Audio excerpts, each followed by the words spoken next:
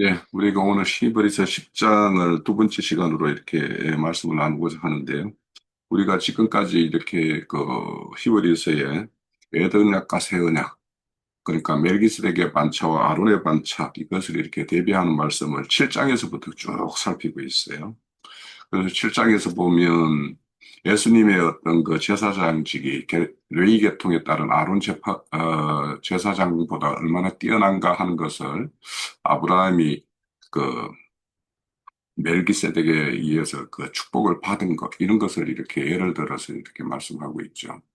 그러니까 그 너희들이 추종한 그 레이 아론의 지파는 아브라함 허리에 있던 자가 아니냐. 그런데 그 허리에 이렇게 안고 있던 그 아브라함이 나에게 축복을 받았다라는 걸 들어서 그리스도의 어떤 사역이 얼마나 그 뛰어난 것인가. 그래서 예수 그리스도는 혈통에 따른 것이 아니라 생명의 능력과 하나님의 어떤 맹세로 된 것, 이런 것들을 이렇게 설명하는 게 7장이었어요.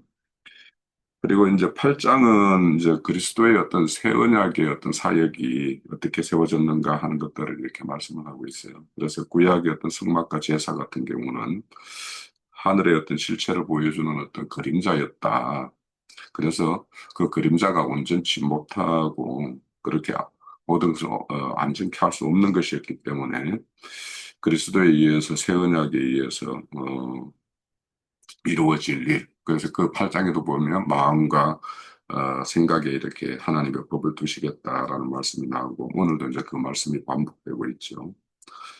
그리고 이제 9장에서도 성막과 제사의 어떤 제도, 그리고 그것들이 이제 에덴약에 따른 어떤 그 제사는 그 첫 장막이 있을 때는 그 하나님께 나아가는 길이 열리지 않았다. 이런 걸로 이제 말씀을 하고 있고 예수 그리스도께서 오셔서 그 길을 여셨고 그가 새 중보자로 이렇게 새 언약에 그걸 이렇게 실행하는 분이다라는 것을 이렇게 말씀을 나누고 왔어요.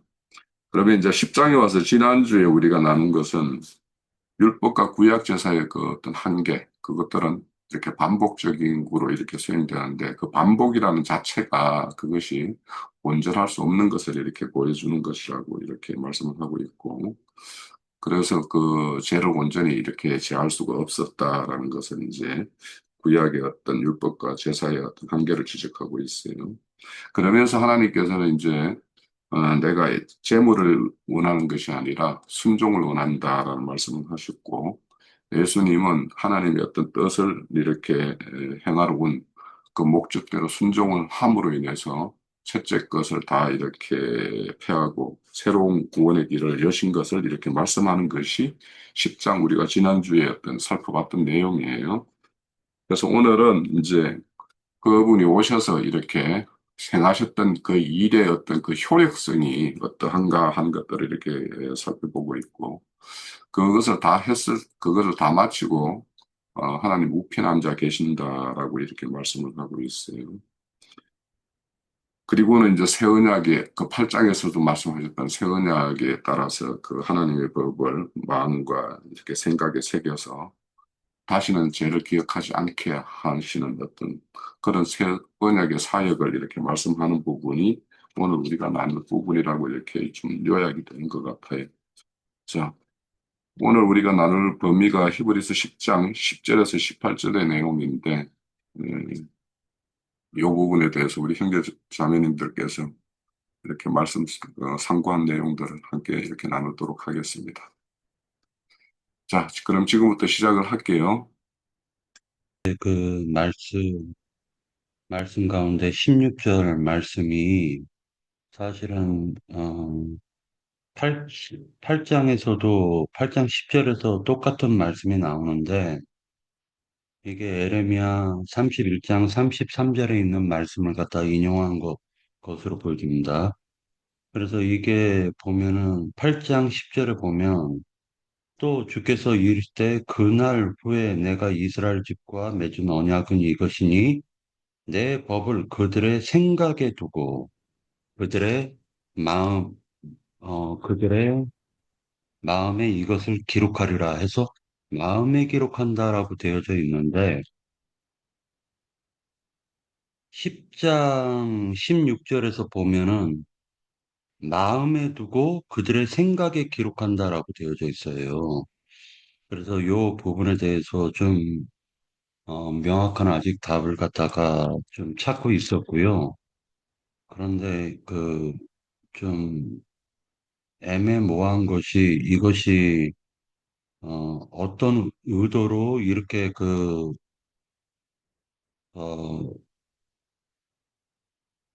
약간의 변경이 있는지 그것을 갖다 좀 아직 모르겠고요.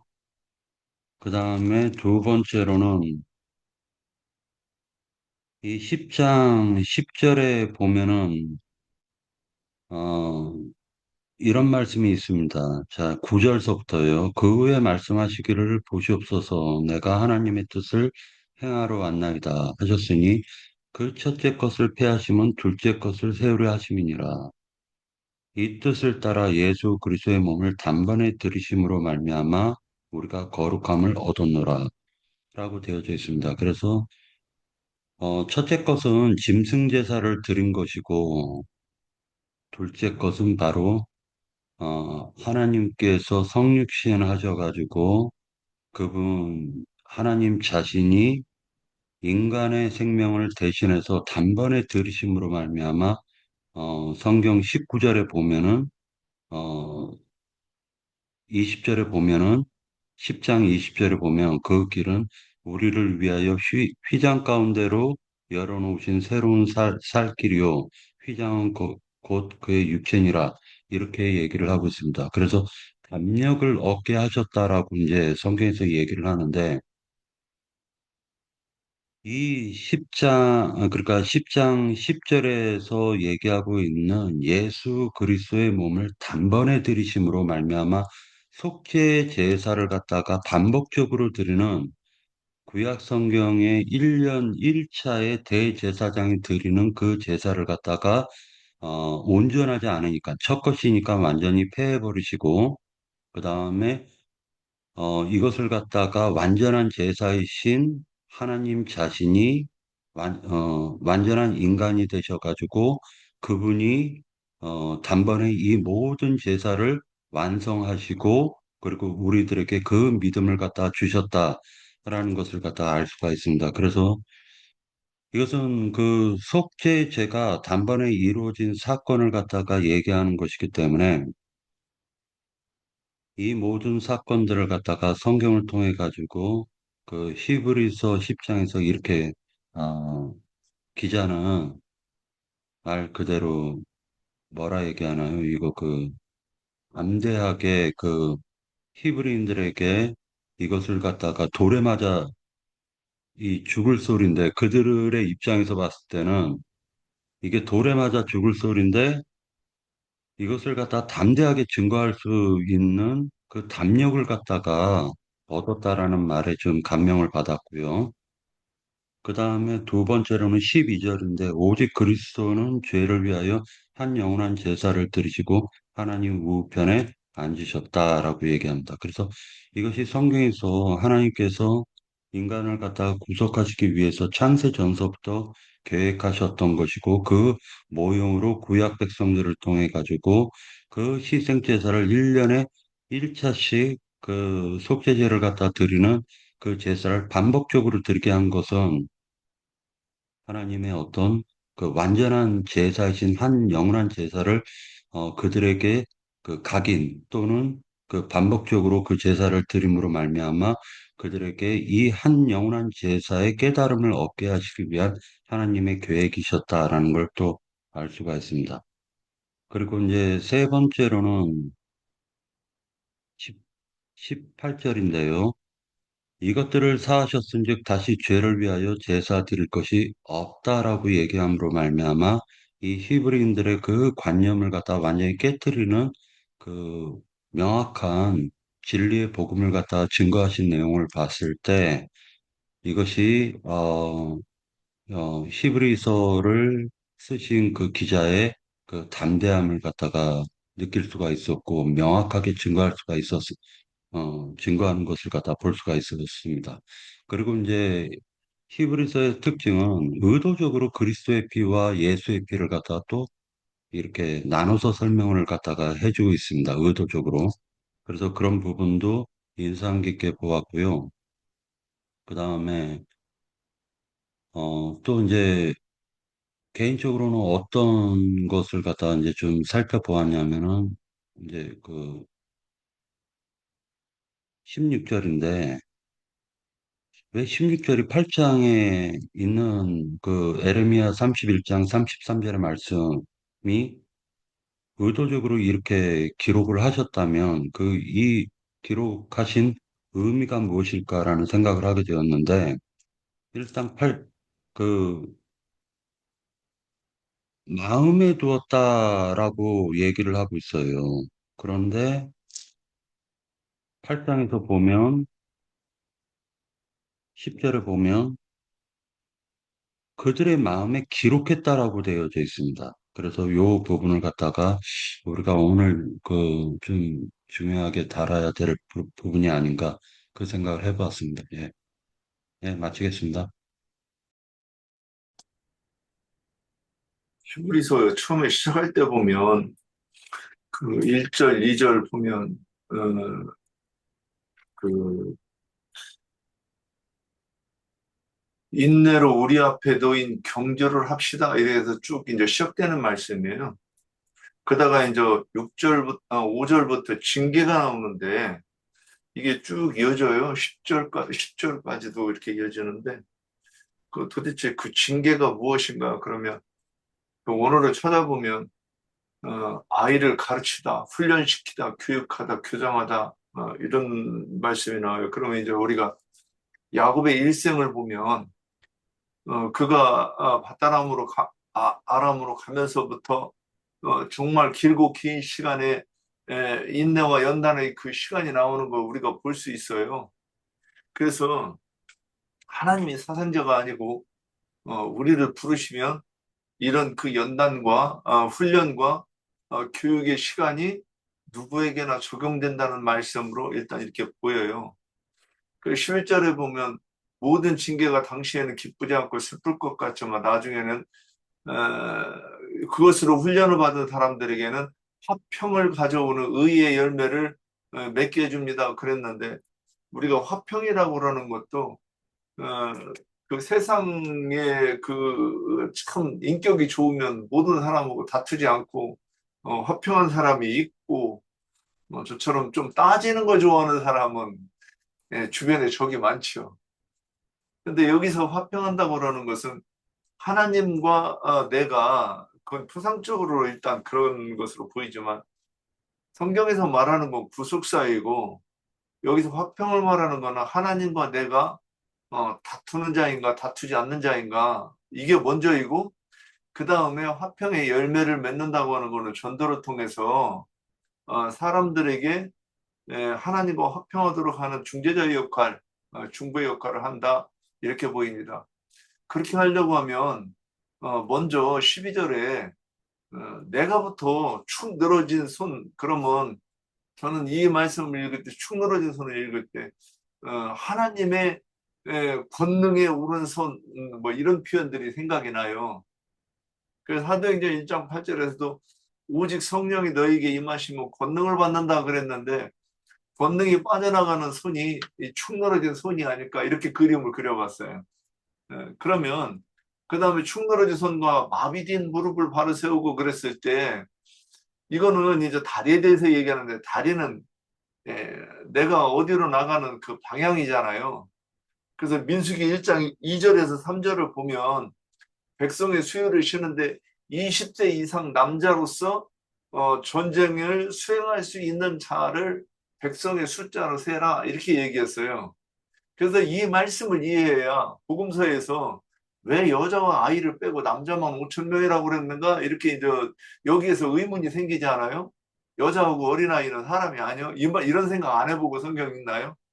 특히 여자들 같으면 저희가 그래서 이 내가 여자 같으면 하나님 안 믿겠다고 하는 생각을 할 수 있지 않겠나 하는 얘기를 했던 부분이 이 부분인데 근데 여기서 20세 이상 하나님의 군대만 하나님의 백성이 된다고 하는 말로 할 수 있을 거예요. 그런데 그 군대가 뭐냐? 전쟁을 수행해야 되는데 비틀거리는 다리로 무슨 전쟁을 수행하겠는가? 그러니까 복음이 온전하지 못하기 때문에 네가 하나님 앞에 거룩함의 이름이 온전하지 못하니까 네가 그 전쟁을 수행할 수 없는 그런 그 저는 다리 또 비틀거리는 다리로 이렇게 표현했다고 보입니다. 그래서 이것을 고쳐지려고 그러면 사도행전 2장 8절에서 말씀하신 대로 성령의 권능을 받아야 이게 해결되는 문제라고 보입니다.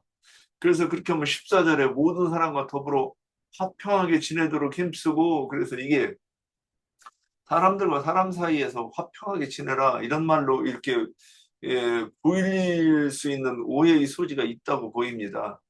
근데 성경은 일단 부속사이고 잠깐만요. 형제님, 지금 어디 하시는 거예요? 히브리서 12장 12장이요? 예. 10절 18절 아니에요 오늘? 제가 지금 다른 데 하고 있나요? 예, 10장을 해야 되는데 지금 잠깐만요. 오늘 홍승인 형제님 올려놓은 걸 보고 12장 하는 줄 알았어요. 여기서 마치겠습니다.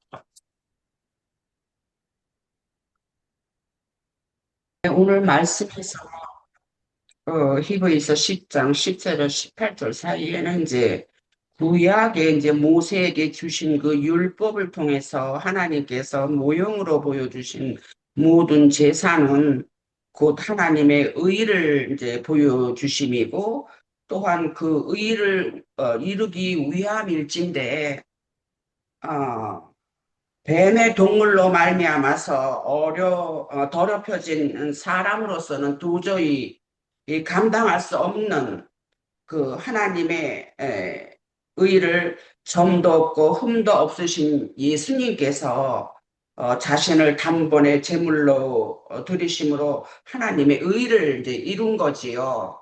왜냐하면 그 완성된 그 제사를 드림으로 인해서 더 이상 제사를 드릴 수가 없다 하시는 이 말씀 안에서 그래서 그것은 곧 하나님의 의를 이루신 것이다.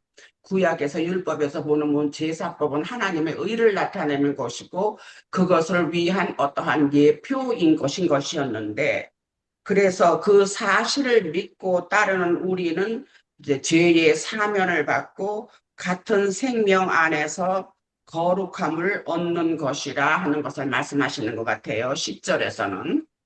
그래서 이제 11절에 보면은 구약의 제사장마다 매일 서서 섬기며 자주 같은 제사를 드린다 이렇게 말씀을 하셨는데 여기에서 서서 하는 것은 섰다 앉았다 하는 그러한 의미가 있는 것이 아니고 내세우다 말하자면 세우는 그러한 의미가 있어 갖고서 상징하는 것은 이제 뭐를 이제 유효하다고 생각한다 하는 그런 의미로 우리가 그 이해를 하면 되지 않을까 싶어요. 그래서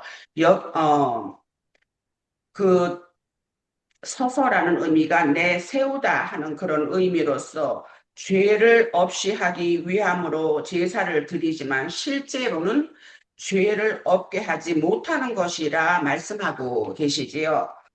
그랬기 때문에 그 12절, 13절에 이어서 하시는 말씀이 오로지 주님만이 우리의 죄를 위하여 당신의 점도 없고 흠도 없으신 몸을 단 한 번의 제사로 이제 완성하시고 하나님의 우편, 곧 하나님의 우편이라 하는 것은 하나님의 의를 이루시고 보존하시면서 자기의 원수들 곧 루시퍼의 영으로 말미암아 하나님의 의를 대적하는 영들, 대적하는 그 자들을 이제 우리는 적그리스도라고 이제 알고 있지요. 근데 이제 그러한 적그리스도를 주님의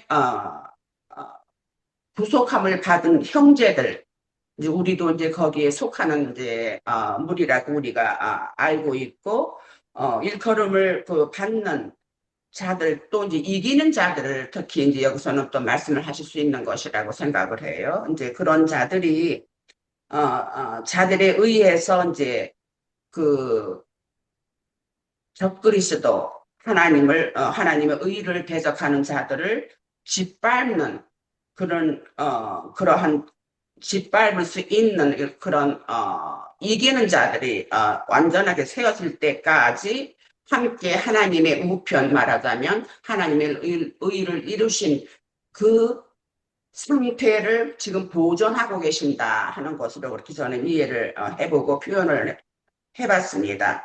그렇기 때문에 주님은 단 한 번의 제사로 주님의 성도들, 아니면은 여기에서는 이제 그것을 이제 거룩하게 되고 있는 자들, 그렇게 표현을 했어요. 우리 본문에서는 를 위해서 영원히 온전하게 하셨다. 이렇게 영원한 제사를 드렸기 때문에 거룩하게 있는 자들을 영원히 온전하게 할 수 있는 그러한 제사를 드린 것을 여기서 이제 말씀을 하시면서 그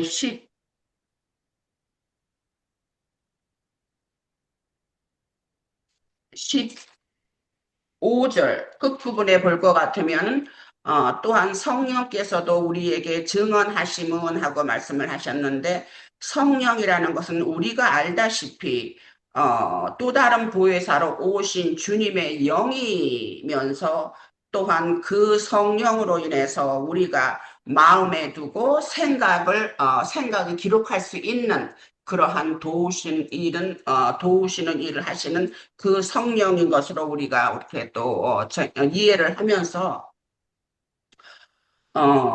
12, 히브리서 8장이나 10절이 또 이제 이 말씀이 또 나오지요. 그렇기도 하고, 또한 우리 본문에 다시 이것이 기록이 되었고, 또한 에레미야 31장 3절에서도 또 이 말씀이 나오고 해요. 그러는데 하나님의 법을 거룩하게 되고 있는 자들의 마음에 두고 생각에 기록하여서 하신 것이, 조금 전에 얘기를 했듯이 그것을 생각에 두고 마음에 두고 하는 것을 도와주는 그것이 곧 주님의 성령인 것이죠. 우리가 받은 주님의 성령. 그러면서 함께 우리를 도우시고 더 이상의 제사는 필요치 않고 은혜로 말미암은 생명 안에서 온전함을 이루는 일을 하시고 지금 계시다. 그것인 것이죠.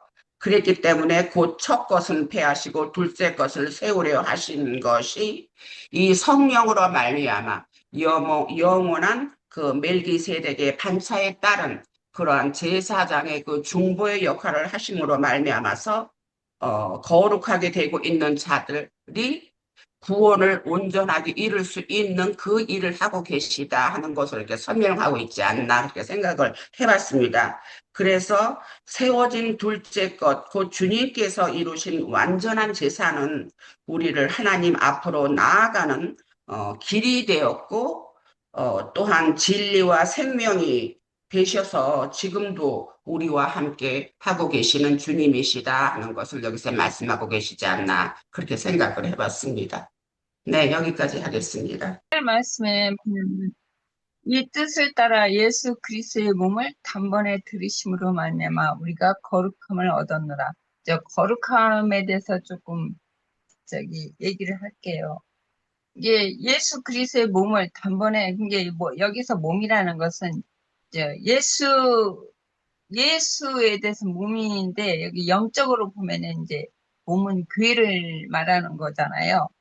예, 그 몸을 들이심으로, 십자가에 죽으심으로, 죽고 부활하심으로 이제 교회를 이제 세우는 것을 이제 말씀하시는 것 같아서, 예, 여기 에베소서 한번 볼게요. 에베소서 한 구절만 볼게요. 에베소서 5장에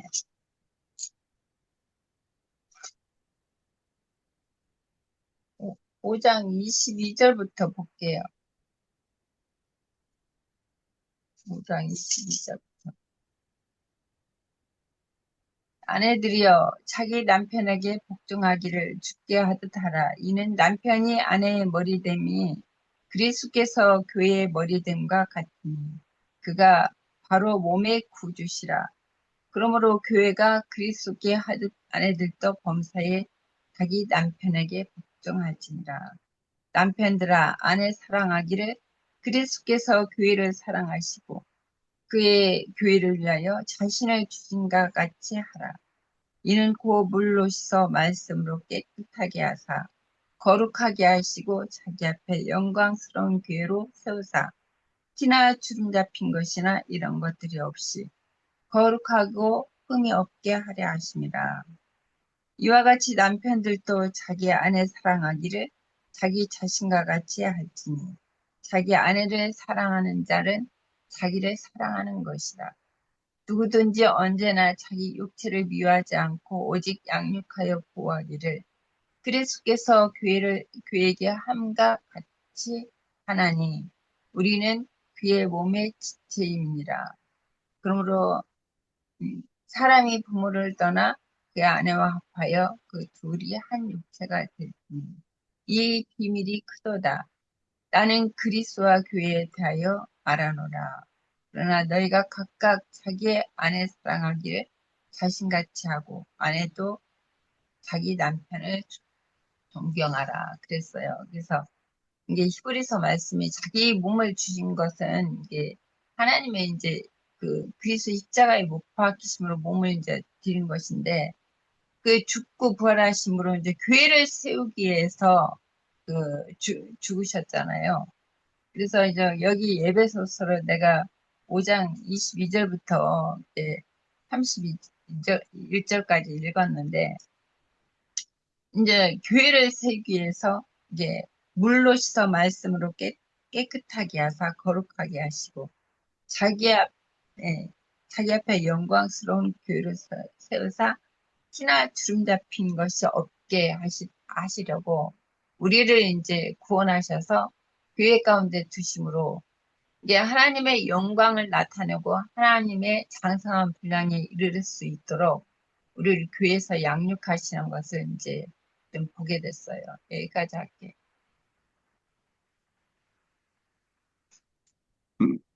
예. 또 17장, 에레미야서 17장을 갖다 좀 살펴보려고 하는데요. 그 에레미야 선지자께서 이런 말씀을 합니다. 에레미야서 17장 1절입니다. 유다의 죄는 금강석 끝 철필로 기록되되 그들의 마음판과 그들의 제단불의 세계조건을 이렇게 얘기를 하고 있는데 히브리서에서 우리가 지금 보고 있는 것은 마음에 그들의 법을 마음에 두고 그들의 생각에 기록한다라고 얘기를 하고 있습니다. 그러면 실제로는 모세가 받은 그 율법이라는 건 돌판에 기록을 하고 있는데 그 돌판에 기록하신 그 계명이라는 그 10가지의 항목, 그 계명을 갖다가 나중에 지성소 안에 법궤 안에 그 이스라엘 백성들이 보존하고 있었다라는 걸 알 수가 있습니다.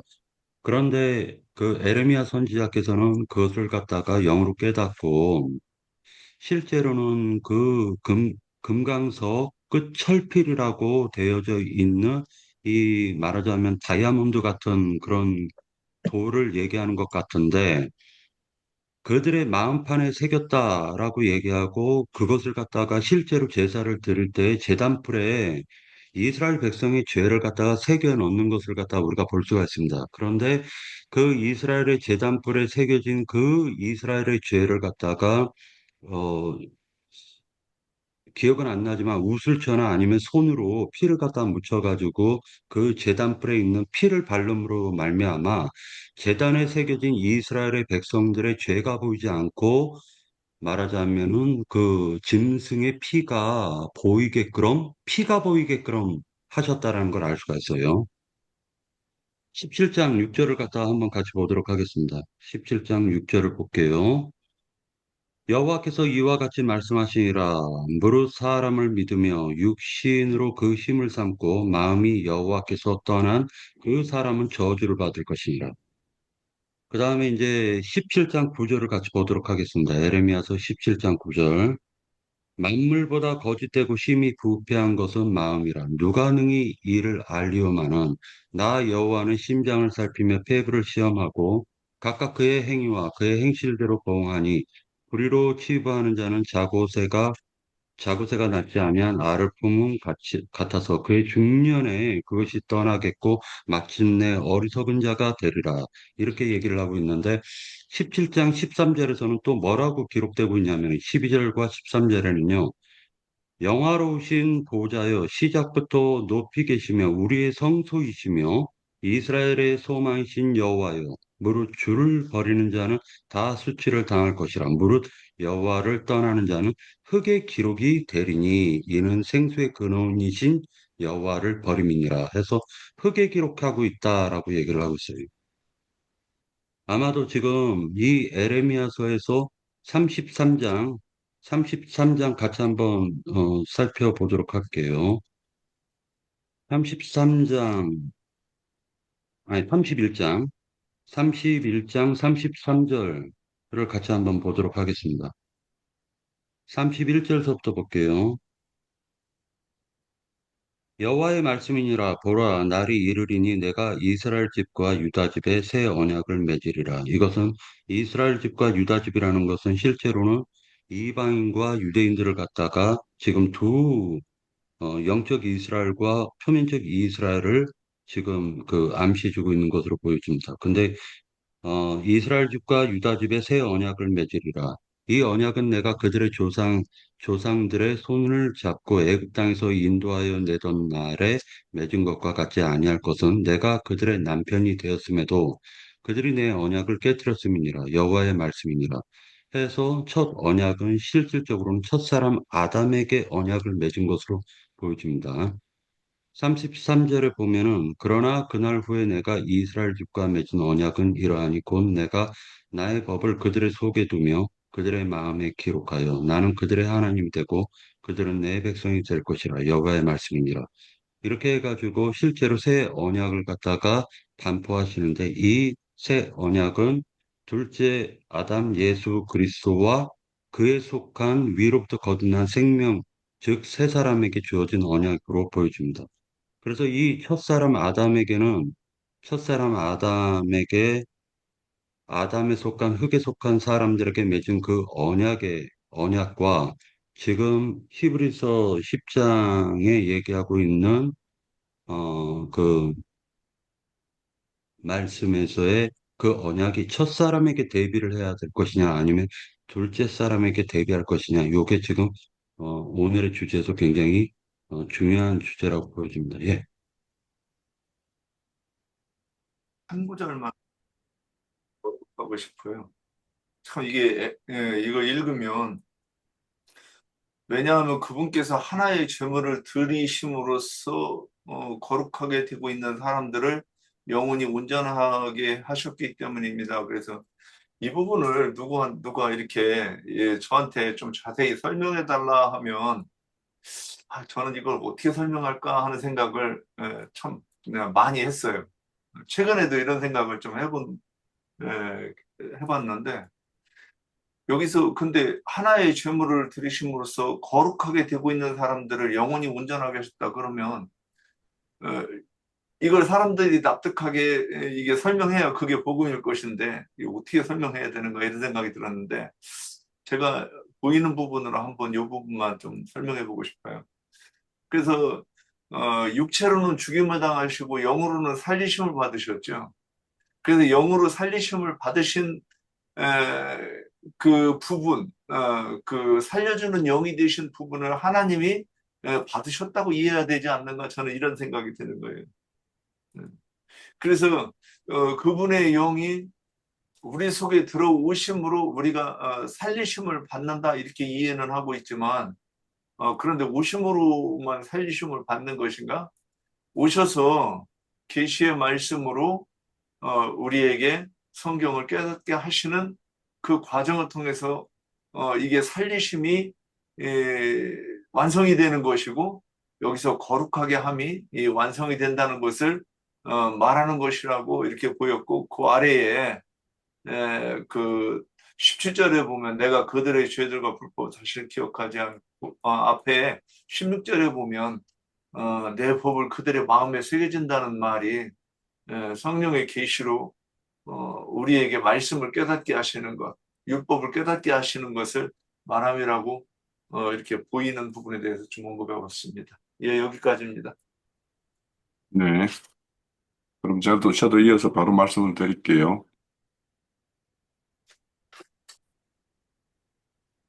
예.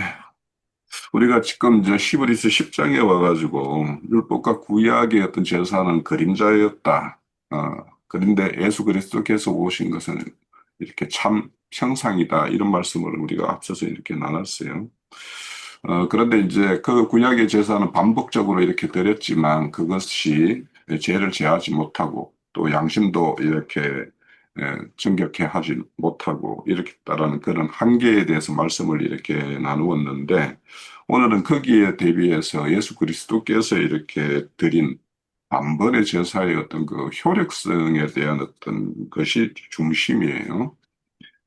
그래서 자신을 드림으로 인해서 이렇게 모형과 그림자인 것 그런 것들을 이제 온전케 해서 이렇게 첫 것을 폐하고 둘째 것을 세우는 것. 그래서 10장 10절에 보면 이 뜻에 따라 하는 것은 뭐냐면 첫 것을 폐하고 둘째 것을 세우기 위한 그 뜻에 따라 이렇게 말씀을 이해하면 되겠죠. 그래서 그것을 위해서는 예수 그리스도의 어떤 죄 없는 자신의 몸을 이렇게 단번에 드림으로 인해서 이렇게 이루어질 수 있음을 말씀을 하고 있어요.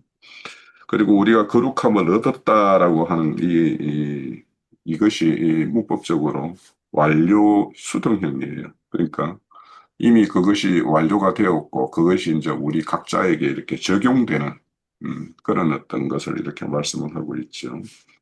그래서 여기에서 단번과 구약의 제사의 어떤 반복 이것을 우리가 대비해서 좀 이해를 하면 그래서 반복이라는 것은 그것이 온전치 못하기 때문에 반복할 수밖에 없었고 예수님의 제사는 완전한 제사이기 때문에 단번으로 이렇게 모든 것을 완성하는 어떤 그런 것을 말씀하고 있고 그래서 그분이 드림으로 인해서 그것으로 인해서 이제 거룩함을 입을 그런 어떤 기초 토대가 이제 이루어졌고 그것으로 인해서 이제 현재 수동형으로 이렇게 진행되는 내용은 우리의 어떤 신앙생활을 전 과정을 통해서 이렇게 거룩함을 이루어가는 어떤 그런 부분이 있죠.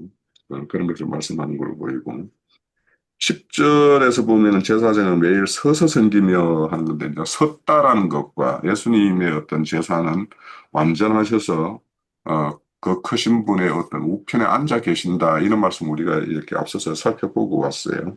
그래서 서서 섬기는 것과 이렇게 모든 것을 완결케 하고 이렇게 앉으셨다라는 것이 이렇게 대조를 해서 우리가 이제 기억을 해야 될 것 같고 우리가 앞서서 10장 3절에서 보면 해마다 죄를 기억하게 한다라고 하지만은 여기 우리 예수님의 어떤 그 제사는 17절인가요? 보면은 다시는 기억지 않게 한다라고 이렇게 대조를 이루고 있어요.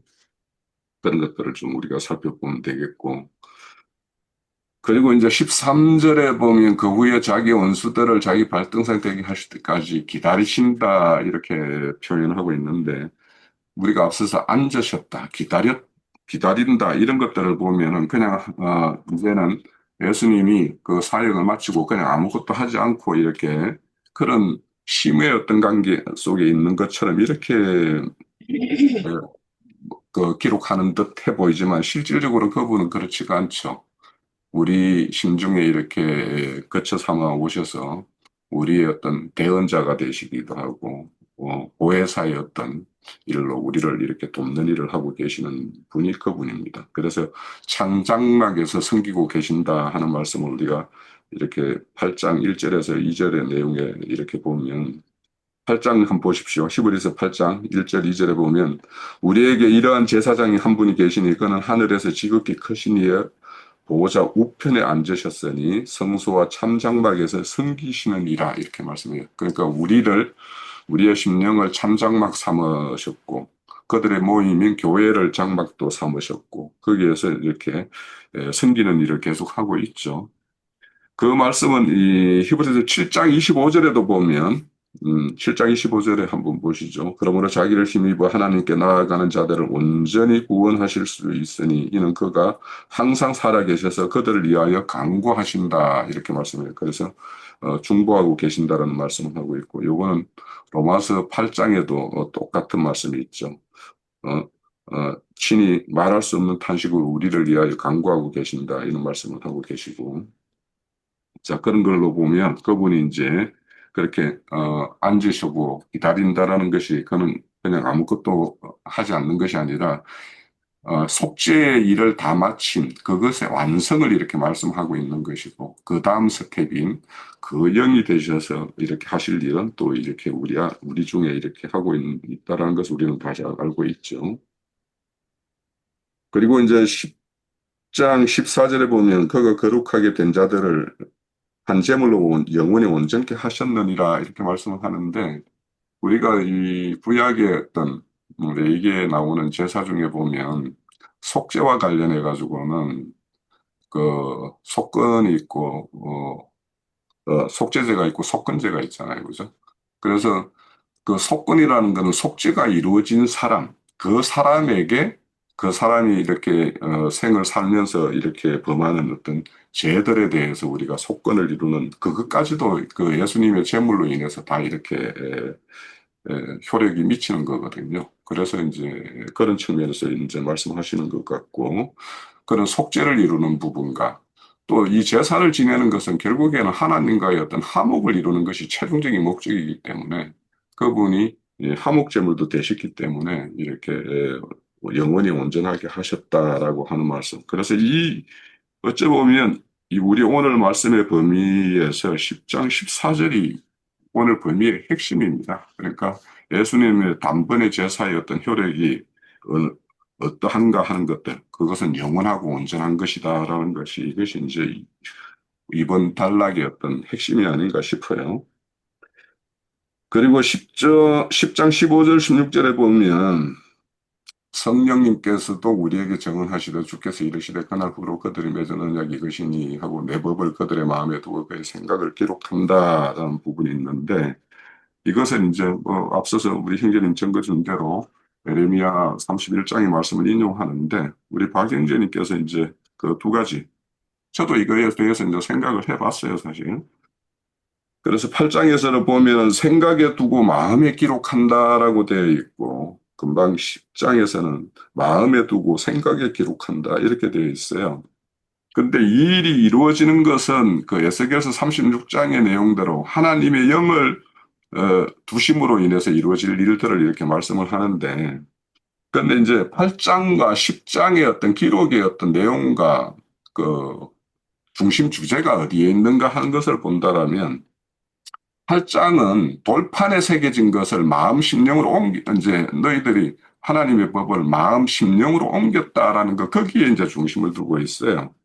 그래서 이제 이렇게 마음에 새기는 것은 우리가 알다시피 생각이라는 것은 마음의 창이라고 그랬고, 그래서 생각을 통해서 하나님의 법이 들어왔고, 그것이 우리에 의해서 이렇게 영접하게 되면 그 말씀이 옳습니다라고 아멘 하게 되면 그것이 이제 우리 마음에 새겨지게 되겠죠. 그런데 그것이 이제 사실 그 말씀이 새겨지는 것을 보면 그 새기는 것은 하나님의 성령이 하시는 일이니까 성령님이 오심으로 인해서 우리 마음에 어떤 거를 새기다라고 볼 것 그렇게 봐야 될 것 같아요.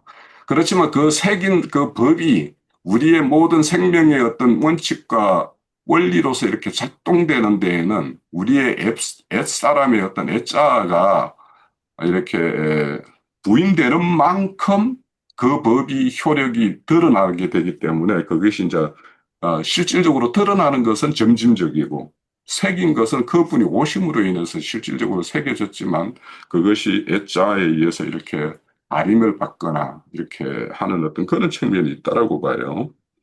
그래서 이제 그 8장에서는 이렇게 새 언약이 이렇게 세워지는 어떤 과정, 그러니까 생각을 통해서 마음에 이렇게 기록되어서 그 마음이라는 그 혼의 어떤 구원을 이루는 측면, 이런 그 어떤 그런 과정을 설명하는 거라면 10장은 그 단번에 드린 제사의 어떤 효력을 이렇게 말하는 것이니까 그 존재가 이렇게 옛사람에서 새 사람으로 어떤 변화된 그 존재를 이렇게 말씀하는데 중점이 있다라고 보여요.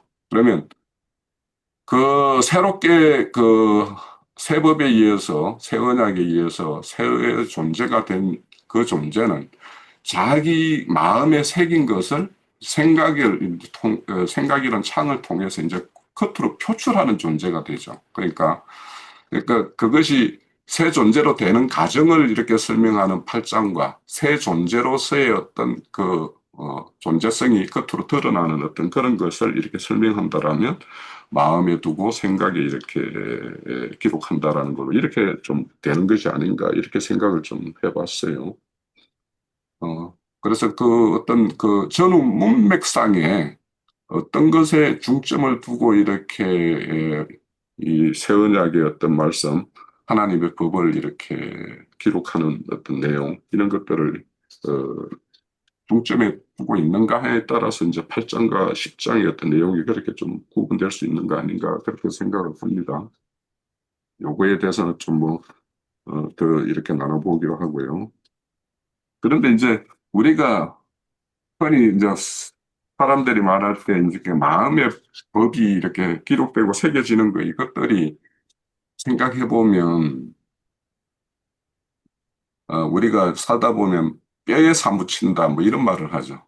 그게 워낙 자기에게 아주 큰 임팩트 있는 사건으로 이렇게 다가오거나 했을 때 그것이 내 평생에 이렇게 기억에서 지워지지 않고 그 순간을 이렇게 생각하면 끔찍한 일이라면 몸이 오싹해질 것이고 또 그것이 아주 한이에 찬 일이면 그거 생각할 때마다 이렇게 입가에 미소를 띄울 것이고 그럴 것인데 그러니까 그렇게 어떤 마음의 어떤 법이 이렇게 새겨지는 데에는 어떤 과정이 그러니까 앞서서는 성령이 오심으로 인해서 이렇게 기록이 되었다라고 봐야 된다라면 그 어떤 것이 성령님의 어떤 역사하심으로 인해서 그것이 내 모든 어떤 그 삶의 어떤 어, 생명력을 발휘하는 거에는 그런 어떤 습관적인 것처럼 그런 걸로 이렇게 새겨졌을 때 그것이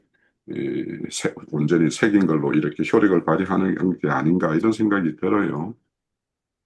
그래서 하나님의 어떤 법이 새겨진 것은 결국에는 올비에 새겨진 것은 강제적으로 나를 이렇게 나는 그거에 대해서 이렇게 지킬 능력이 부족하지만 강제적으로 지켜 하니까 이렇게 지키는 어떤 그런 것이라면 지금 이 새 언약에 따라서 이렇게 마음과 생각이 이렇게 기록되고 두는 어떤 거는 그 어떤 존재의 어떤 변화예요. 그러니까 생명의 어떤 변화를 이렇게 말을 하는 거예요. 그래서 그 법을 단순히 이렇게 둔다, 기록한다라는 이 말을 그 법이 자신을 통치하고 다스리는 어떤 그런 존재로서의 어떤 내적인 어떤 변화, 이런 것을 이렇게 기록한다, 뭐, 이렇게 우리가 이해를 가져야 될 것 같아요. 그리고 이제 10장 18절에 보면 이것을 사하였은즉 다시는 죄를 위하여 제사 드릴 것이 없다라고 말하는데 이제 여기에서 사한다라는 말, 이 말을 정리하면서 이제 제가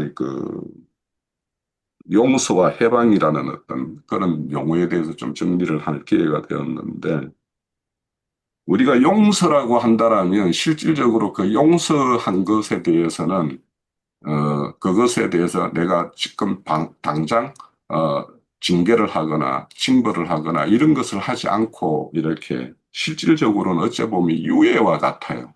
용서라는 거는. 그런데 이제 그런 것 같은 이 용서라는 것은 용서를 했는데도 똑같은 그 우리를 이렇게 반복적으로 범하게 되면 그거는 이제 그 가중처벌을 하게 되죠. 그 다음에 이렇게 그것을 범하게 되면. 그렇다면 그 어떤 그 용서라는 것은 용서의 어떤 그 해당되는 것이 완전히 이렇게 없어지는 것이 아니라 잠시 덮어두는 것과 같다라는 것으로 할 수 있는데 이제 이 해방이라는 것은 그 일사부재리의 원칙과 같이 다시는 그걸로 가지고 징벌을 하거나 체벌을 하거나 할 수 없다라는 것이 이제 해방이라는 어떤 개념으로 이렇게 이해를 하게 됐어요. 그래서 여기 18절에 보면 이것을 사하여 쓴 적이라는 말은 해방이라는 뜻이에요. 다시는 그 어떤 하나님이 그 죄를 이렇게 사였다면 그걸로 다시는 이거를 중벌로 다음에 이렇게 똑같은 죄를 반복한다 하더라도 그걸 중과해서 이렇게 벌을 내리거나 이런 걸로 다시는 쓰지 않는다라는 뜻이에요. 그래서 해방이라는 것은 그 죄를 온전히 제거했고, 그러니까 기록에도 남기지 않고 한 것인데, 용서라는 것은 기록에 남겨져 있기는 하지만 이것이 당장의 어떤 체벌로는 삼지 않겠다라는 것으로 이렇게 그 차이가 있다라는 것을 우리가 알 수가 있어요. 그래서 그 18절의 내용의 어떤 사하여 선적은 해방에 가깝다. 다시는 그 어떤 것을 죄의 어떤 심판 기준으로서는 이렇게 인용되거나 끌어오지 않겠다라는 어떤 것을 이렇게 말씀을 하고 있는 걸 알 수가 있고요. 자, 우리가 이제 10절에서 18절의 내용은 이렇게 제사 제도에 대해서 이렇게 에, 구약의 어떤 율법과 제사 제도에 대한 것, 그리스도의 어떤 완전한 제사 이런 것들을 이렇게 비교하는 말씀이기도 하지만 우리가 이런 어떤 그 제사라는 것이 하나님과의 어떤 관계를 온전히 이렇게 회복하는 거에 어떤 중점이 있다라는 것을 우리가 이렇게 마음에 두고 하나님 관계 안에서 우리가 새 생명으로 이렇게 사는 어떤 존재가 되었다라는 사실에 대해서 우리는 이미 확정적이고 법적인 어떤 그런 효력을 가지고 있는 그런 신분의 어떤 완전한 전환이 이루어진 것이다라는 것을 이렇게 우리는 이 18절까지의 내용으로 우리가 그렇게 결론을 맺으면 좋겠다 싶습니다. 이 정도는 합니다.